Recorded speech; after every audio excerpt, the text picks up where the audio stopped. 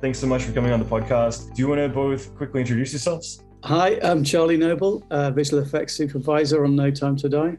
I'm Chris Corbould, Special Effects Supervisor and Action Vehicle Supervisor on No Time to Die. Awesome. And I was curious, just to start out, I just thought it'd be fun to get a bit of background from both of you. So Charlie, do you want to quickly mention how you first got started?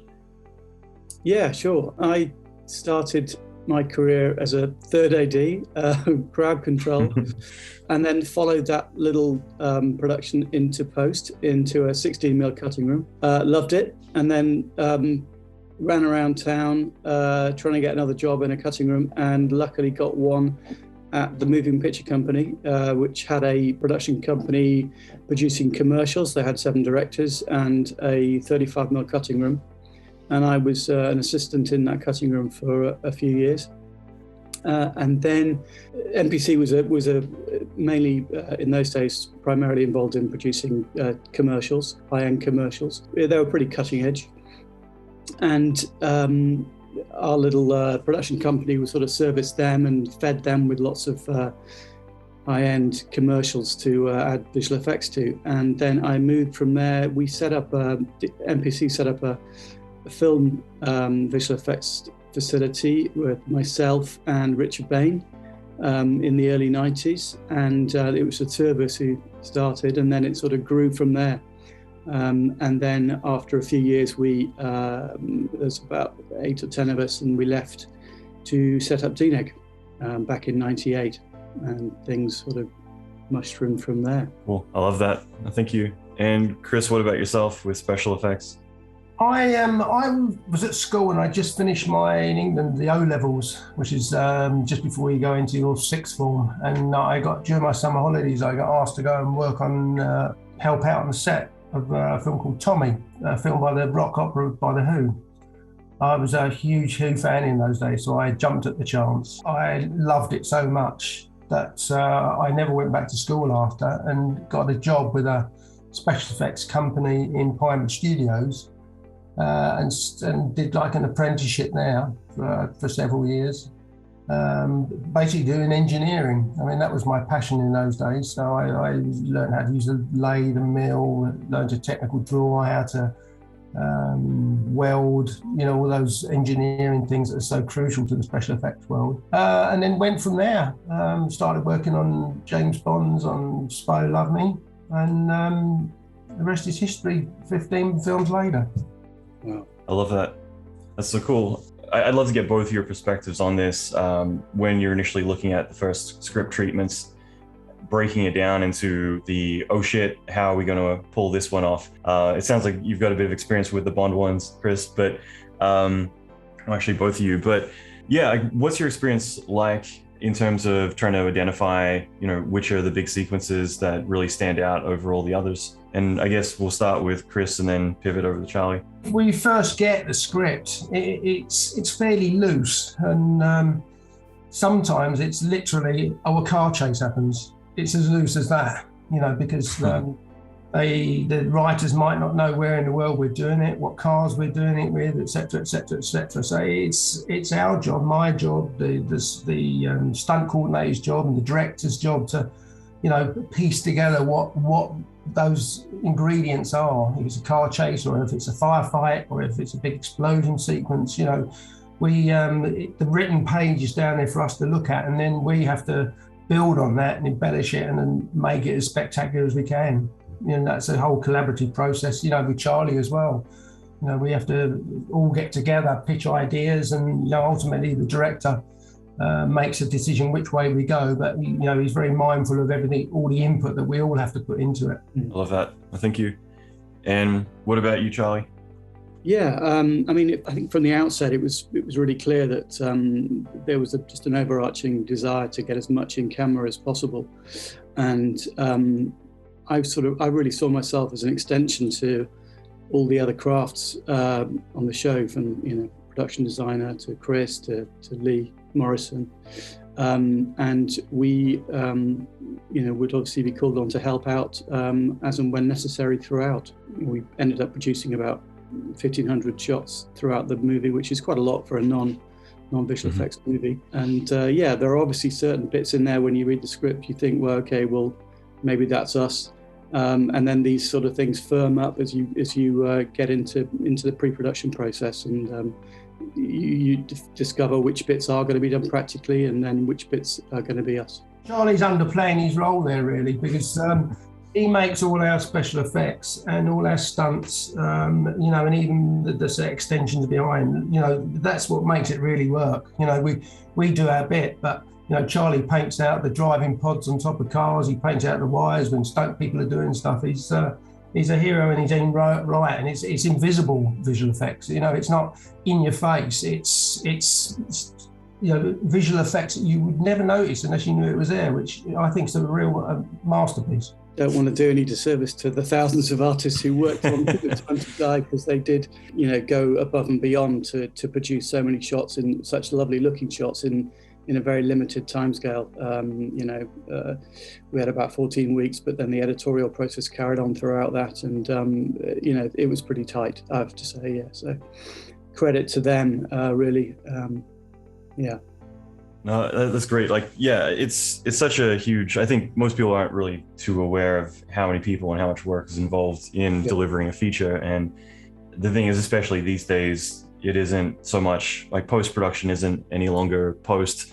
It's usually, you know, goes all the way through from the initial concepts all the way through to delivery. But especially with a Bond film, and especially the Bond films that are out of the 90s, you know, it's definitely more about the invisible effects and downplaying things a little bit, because I still feel like, at least with the Daniel Craig ones and also more of the classics, it's a fine line between, you got Hollywood films which are completely over the top, and Bond needs to be completely over the top, but done in more of a realistic manner. So it's a bit of a tightrope. Is that some experience that you guys have kind of witnessed a little bit in terms of, you know, what's ridiculous and too much versus still making it entertaining and, you know, explosive? Yeah, I think you're right. I mean, the Bond films have evolved over the years, and certainly the Bond character has evolved as well with the times. So yes, you know, in that regard, you're definitely right. You know, you're absolutely right. You know, before Daniel's era started, you know, we did Die Another Day, and I think on that film, we pushed the boundaries a little bit too far with invisible cars and a few other things in that film, and I think that was a wake-up call to all of us, really, and particularly Barbara Michael, and hence, you know, we went back to a really gritty Casino Royale with Daniel, really grounded, really down dirty, you know, ultra realistic. At first, very few gadgets, you know, they came in slowly later, but that was a real, you know, back to square one time for us. And the reason we all loved the old films was that you get to go to fantastic looking locations, and for real, and we did travel to some great places, and Mark built some great sets, and it you know, really comes through on the screen. It does look pretty sumptuous. Yeah, I think that's just it. Like, it's different eras as well. So I mean, at least for me, again, I'm talking about my interpretation. You guys are obviously very close to the IP versus me as the cinema goer, but I think that Bond in the 90s with Brosnan was, you know, it was just a different era where I think it's more fun in some ways. And I mean, Bond is meant to be this untouchable guy, but that's also where Casino Royale was kind of a different direction, where it was kind of, I guess, him being a bit younger and, you know, still like less elegant. He can't walk on water yet, you know? Well, I think, you know, this is the 25th film in the series now, and you have to keep evolving. You know, we had the great Sean Connery who set the scene, you know, and Lazenby, and then Roger Moore. You know, that was very much more of a tongue-in-cheek era. You know, you couldn't keep doing the same film for 25 films, so you have to, you know, every now and again put the shutters down, reinvent it, and then 4 or 5 films later put the shutters down and reinvent it again. It's, you know, I think the Broccoli family have been masters at keeping this franchise going by doing exactly that. Probably the biggest question, or at least like the most daunting to answer, I'll ask both of you, and I promise the other questions will be a bit more easygoing, but I was wondering if there were a particular sequence in the film that you guys can each think of where you could possibly talk through the process from, again, as we mentioned before, looking at the initial script, but also the process as it evolves all the way through to delivery, or in the case of shooting on set. Chris, you should kick this one off. I was going to mention the Trawler, but No, I think the Trawler was probably the biggest collaboration between our two departments on the whole film, don't you, Charlie? Yeah, I think so. Yeah,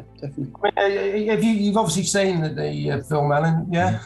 I did my homework. The emotional sequence with Leiter and Bond trapped in the Trawler and it's sinking was a very emotional scene, and obviously we had physical effects, had to recreate the sinking of the Trawler. So we built, I think it was about 50 or 60 foot long, for want of a better word, a spit roast with the set inside. So we could take the set 360 degrees and then also sink it at any angle we wanted into a 20 foot deep tank of water. So, we went through various, we could do this, and eventually, we sat down with Carrie and said, look, these are your options. And Carrie and I both felt the same, that we went for this particular angle that we could get to and the depth of it. We then started to build the set, which was quite a big hydraulic set built into the tank in Primetime Studios. And once the set was built, it was all computer controlled, so we would program a move and then press a button and it would do exactly the same thing each time, so there was no unknowns happening. The set was going to be sinking with the main actors in, so we had to make them feel comfortable. So we had lots of escape hatches all around the set, which literally they could have put their hand to the ceiling and it would have popped off, just to give them that feeling of safety and confidence. And I said to Daniel, I told Daniel what we were planning for this. And I said, look, Daniel, I really think you need to rehearse this. This isn't, you just get into the set and do it. You need to feel comfortable with what you're doing. So all credit to him as usual. He came down with Leiter, Jeffrey White, and we started, rehearsing it, how fast it revolved, how quickly we took it down, and then we introduced the vast amounts of compressed air into it to make it, feel like airlocks were letting go, air pockets were letting go, and there's that whole scene with the two of them in there, which worked really well. And then Charlie took over from then, and away you go, Charlie. Yeah, I mean, the scene starts out in Jamaica with a real trawler we hired for the show, which Chris set off a pretty huge charge off on the back of this trawler, which we'd borrowed. So luckily it was made of pretty thick steel, didn't damage it too much. We had to hand it back afterwards. Once it goes off, we go inside for Chris's work inside the hull. We added some subtle stuff in there, some bubbles, just to add some more chaos. Chris had a lot of bubbles. This is the odd shot that needed a bit more, so we added some more bubbles. And then our main work started when we get outside, underwater, seeing it sinking on the surface. So a lot of very complicated sims that all had to interact with each other. For all the fires, the water, the sprays, the bubbles that are coming up. And then as you go underneath, there's a load of debris that's coming off the back of the trawler, floating up, all the detritus, fishing nets, buoys, oil leaking out of the back of in the huge hole in the back of the boat. A lot of very complicated sims that were done there. In a very short amount of time. There's some very late nights put in to produce that work. And then we come back onto the surface, and Daniel surfaces on the U-stage tank, and then he gets picked up, rescued by a huge cargo ship. I just watched Castaway. My wife was watching Castaway the other night, and so it kind of was very familiar in a sense of someone being trapped in the middle of nowhere, and then coincidentally a ship just appearing in the background. So I thought that sequence was really well executed. Just to pivot back to the special effects side, because that's one thing I wanted to talk about was safety. Like, obviously that's a huge priority, both for just comfort of the talent, but also obviously for safety measures too. Like, in terms of planning everything, how much work goes into both the execution of it, but also making sure things are safe and thinking of every contingency that might occur? The testing is vital to everything we do. There's very little that's not tested on the set, and tested sometimes 20, 30, 40 times, and for several reasons. Obviously, we want it to be safe. We want it to be what the director wants, because every time you do a complicated special effect on the set, if you have to go take 2, take 3, take 4, that's big money. So, we aim to, for safety reasons, but also for economic reasons, get the shot in as few takes as possible, so it allows time to do other stuff rather than just, a big shoot up obviously takes a fair bit of a re-rig. So, we would lay in 2 or 3 takes of that, the bullet impacts in the walls, et cetera, et cetera, et cetera. So we haven't got to wait for a reload. We can just go, right, okay, switch the cable over, let's go to take 2 and let's go to take 3. But if you didn't do that, it would be very time consuming. But the whole testing procedure is pretty extensive. It's, there's probably 4 times as much film shot in the testing process than actually what we've got in the film. That's great. It's really cool. And Charlie, in terms of some of the bigger challenges with doing the visual effects in the film, I imagine there's quite a lot of virtual environments, like especially, I'm assuming, the island towards the end of the film as well. Do you want to talk a little bit about what the process typically was for some of those bigger sequences? We went out to Calsoy in the Faroe Islands, first with a scanning crew, texturing, and a helicopter for photogrammetry. So we were able to texture and build a really good model of the island itself, which we then handed over to art department to then lay out all the island infrastructure, the harbour, the factory by the harbour, train tracks, and then the missile silos that we see at the end. So they were all laid out. We knew where they were going to go. Art department supplied great plans for all the assets that we needed to build for the missile silos. And then we went back with second unit and an aerial team. So we then went back and shot plates from the relative vantage points that we'd fleshed out in the previous process.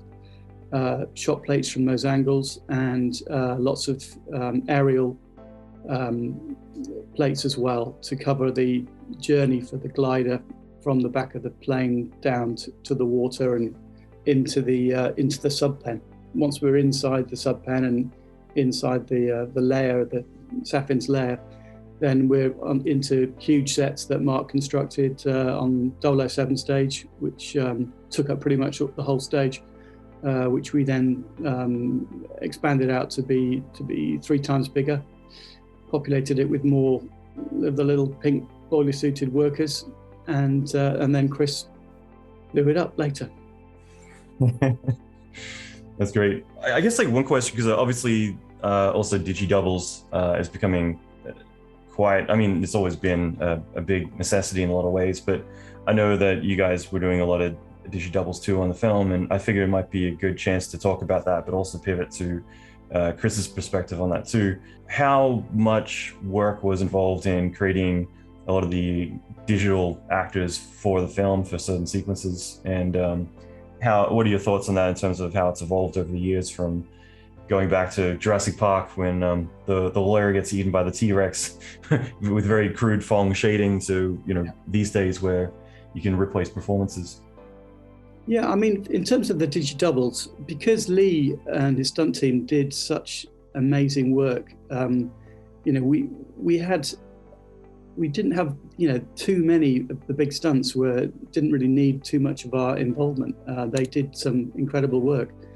Obviously, faces had to be replaced, so that was one of the first things that we got on with. We knew we were going to have to do some replacements for Daniel's stunt performer, 1 or 2 of Daniel's stunt performers. So we took a jump start and took Daniel to the USC's ICT light stage in downtown LA, and scanned him there, which then gave ILM a pretty good head start on building his head, which looked incredible. I mean, it's the best one I've ever seen. It just looked stunning.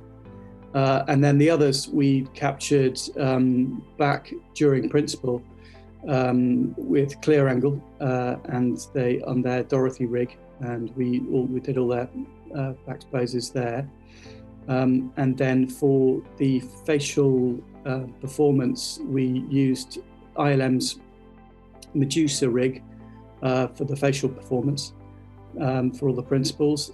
So we had, once we had a pretty close cut, we were able to take those shots into the Medusa studio with the principals, and they could see what was going on with the shots, and then they could act accordingly. They could pull the faces that we needed to. And then for anything more expansive than that, we used ILM's Anima rig if they needed to move around a bit more. So that was a really big effort on our part and ILM's part, and it certainly was helpful. But I don't want to detract from what Lee did with stunt performances, because a guy really did jump off that bridge. So some pretty epic stuff went on. Some of the stunt drivers needed swapping out. Every now and again, we've got cameras in the back of cars. We needed to replace bodies, backs of heads, to keep the body shapes the same. Subtle stuff, really. This is something I just thought of now. I hadn't thought of in many years, but I was at a party in LA quite a long time ago, and I was chatting with the stunt coordinator for Casino Royale and Quantum of Solace, and just in conversation, I mentioned, oh yeah, we've got the same watch because I had an Omega Speedmaster, and he took his off and he's like, well, no, you don't, because it had 007 engraved on the back. And I'm like, damn it. So that always stuck with me. That always stuck with me as just a cool way I got one-upped. Yeah, I've got a few of those watches from every film. One word, eBay. Making killing. I'm just curious from your perspective, Charlie, how far you think Digi doubles are at now, where like how confident you would be in certain situations using them a lot more than, let's say, just a typical stunt scene. Because I'm kind of shocked these days looking at some of the work that we've done, like when working with Marvel, where other studios are literally redoing performances of the talent because it's easier schedule-wise to just throw a couple of dozen artists at something rather than try to book more time for reshoots. So how confident do you think things are at now in terms of really pushing the limits on Digi doubles? It's getting very close, isn't it? The standard is the bar's been raised every 6 months. It seems to double in size. We had one or two moments where we had to do close-up face reps with performance, and luckily Daniel's double was a very good body match, so they worked really well. But we didn't have to go too far with our Digi doubles in terms of full-on principal performances. Should the need arise, become increasingly more confident. Yeah, it's pretty amazing. And you can't beat a real performance. Never. Someone like Daniel, obviously, but yeah. I think for some static shots where it's not so much about performance. I think it is getting to that point. But you're absolutely right. I think it's something where you would always be able to be that confident with it, as well as wants to really lean on visual effects as the solution. Sometimes it comes down to pragmatical reasons, actor availability, or you're shooting on 3 stages and you can't physically be in 3 places at once, or you get an injury halfway through, or for whatever reason, these things do crop up, and we certainly are getting close to having the tool. Well, we do have tools to help out. Yeah. And Chris, I know it's more in the realm of stunts, but I'm curious too, like what your take is, just more observing how much Digi doubles and having virtual actors in films. Like, what's your take on that in terms of how you've witnessed it from your perspective? I've had very limited experience with that. The film I did after No Time to Die was Doctor Strange, and that was a whole different world for me. Where Digi doubles were the norm, and put in near explosions, etc., etc., etc. So, I mean, I think nondescript digidoubles certainly have a place. Where you want to. If you've got an explosion going off, if you don't want to obviously run the risk of having stunt people nearby, it's very easy to put digidoubles in being blown away from the explosion. I mean, I think if I was an actor, I'm not too sure how I would feel about seeing a digidouble of myself on the screen, but I'm not an actor, so that's never going to happen. But yeah, I mean, I guess they have a place. I mean, I just don't know whether you get that spontaneous reaction to something from a digidouble, or because it's in the eye of the beholder who's creating that digidouble. If you let an explosion off over there for real, you get a very different reaction for an actor who's acting against green screen world. There is that, the adrenaline rush, when you hear the big explosion, there's a body movement. And it's the same, when we do the pods on top of the cars, it's a very different look when you've got your main actors being thrown around by a stunt, world rally champion driving it on the roof, to the body movements you get when you're shooting it in, with green screen or back projection or whatever. They work so well, those pod shots.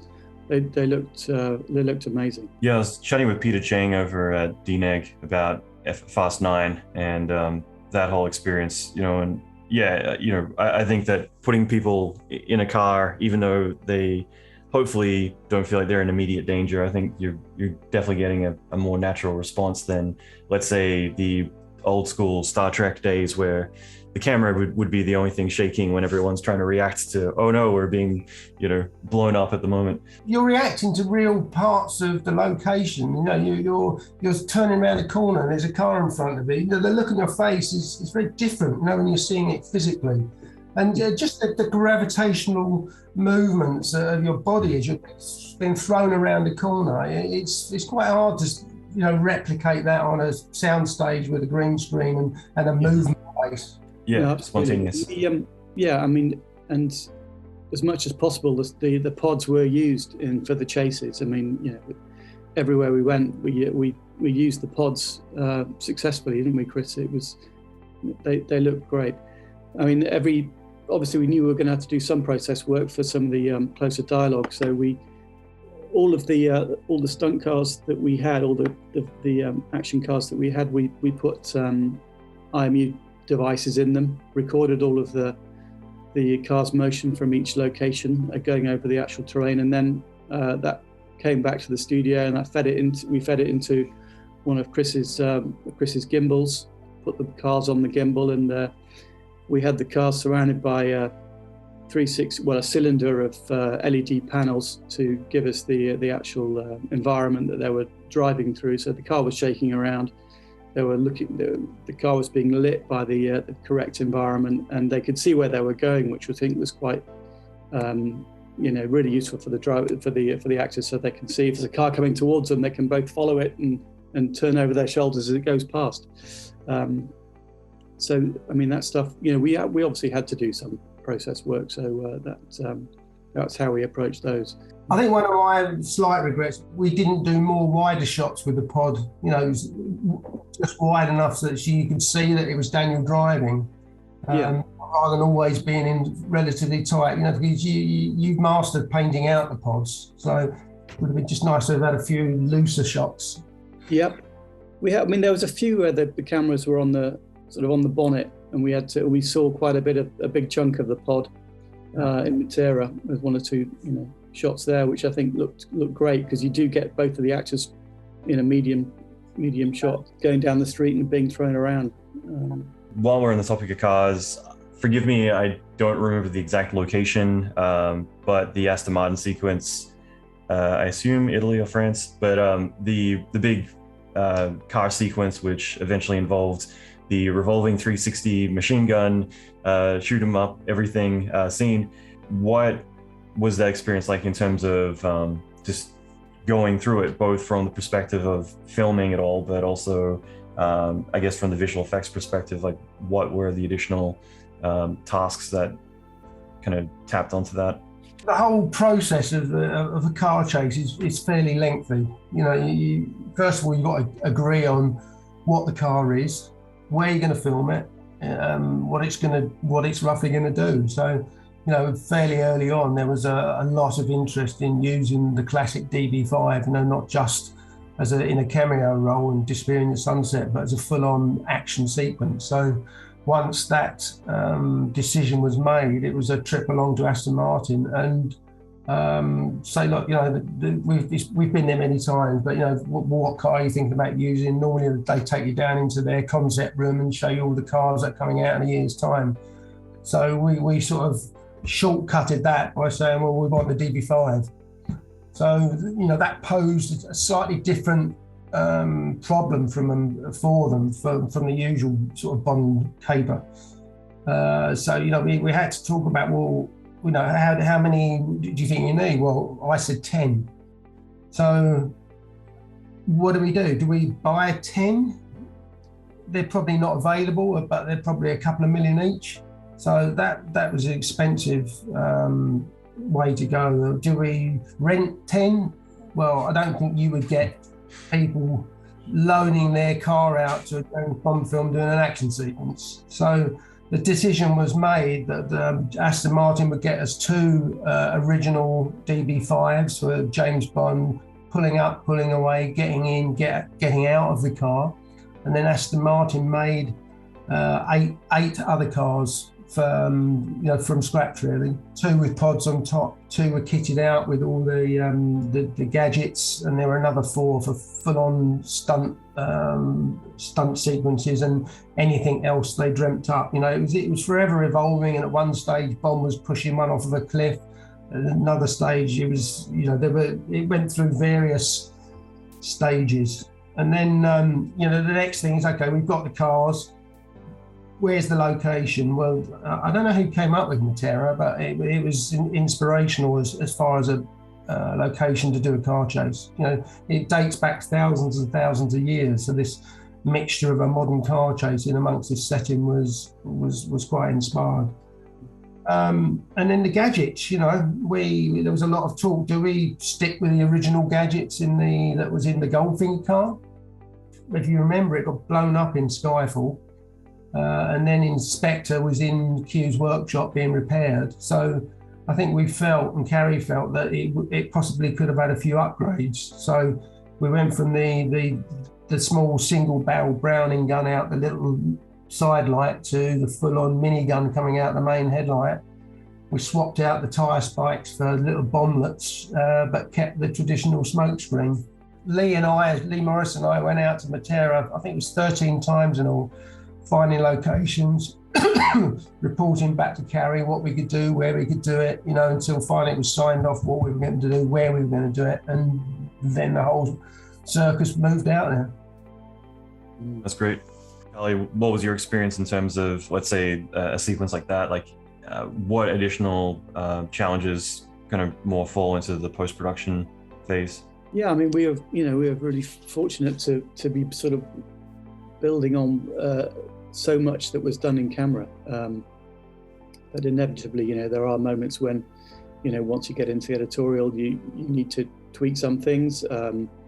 The pods needed painting out. We put some digidoubles nearby in jeopardy, jumping out the way. A little moped rider that gets nearly swiped as Bond's coming up towards him. The bomblets that come out the back, we added some of those as we're going around the corner before we nearly run into some sheep. The chase cars that we had in the plates needed to come further forward, so the sequence was shortened slightly, so we needed to bring them forward. So we added CG cars to plates, to clean plates, to put into rear views. And then as the chase cars come closer, Chris had air rams underneath one of the chase cars that pushed it up, and some explosions that went off, and which we added some extra bits to. And then an oncoming agent's car, we needed to bring it closer and really take it out, blow it up. So we had to add that as well.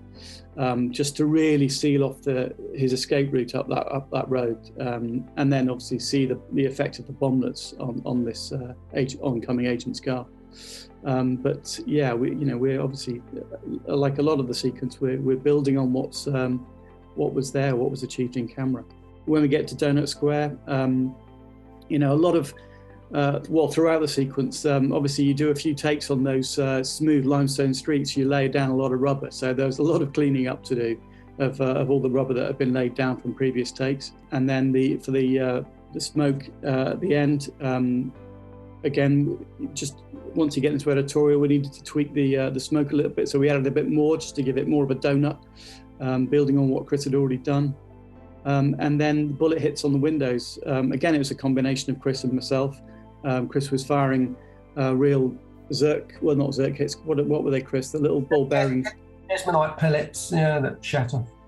Pellets so creating hits on the glass. And then once Primo comes up and starts really hammering that Madeline's window, we were adding more of a concentrated cluster next to her as he tries to, make a weak spot and force his way through the bulletproof glass. So, combination of the two of us, really. Turned out amazing. Yeah, I love that sequence in particular. It really stood out. Again, all the sequences are quite memorable. One thing that the production had to be particularly mindful of was that this town was literally thousands of years old. So the art department, the construction crew, wherever there was a corner where there was a potential for a car to spin out, the donut square, they would always put like concrete blocks down and blend them in to look like the houses. And the donut square, from 4 foot down was all our stuff, and then from 4 foot up was 1,000 years old. It was, Bond have a reputation for going around the world and leaving it as they went in, and they certainly succeeded in Matera. And the people of Matera really opened their arms to us and made it possible, because there's only one real road through Matera, and we shut it sporadically down for about 5 weeks on the trot. So all credit to the townsfolk of Matera. They made a wonderful sequence for us. Yeah, I really wanted to ask that question because I was curious myself. But so thanks for clarifying on that. Guys, I want to respect your time. So again, thanks so much. I really appreciate you taking the time to discuss everything. And yeah, again, congratulations on such an amazing, epic film. Thank you. Thank you, Alan. Cheers. Bye, Chris. Cool. Bye-bye. Thanks, Bye. guys.